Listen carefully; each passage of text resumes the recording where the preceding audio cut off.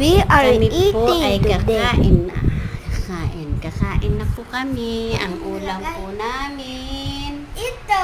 ay langgunisa at isang prito at ang gulay.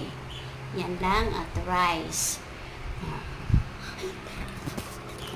Ngayon, dito ka muna habang kami po ay kakain. Unan. Pero yung una, mag-pray. May Father, Alam sa Son, Lord, Spirit. Spirit, Amen. Bless us, O Lord, and this thy gift. Bless you bound to receive in thy bounty to Christ our Lord. Amen. And Father, Son, Holy Spirit. Amen. Amen. Okay, mag-eat na po tayo. Kain po kayo. Ano ulam ninyo? Fish. Isda. Kami po ay nag-isda Kami ngayon. isda, pero sa inyo, ano? Sabihin na lang niyo sa comment, ha?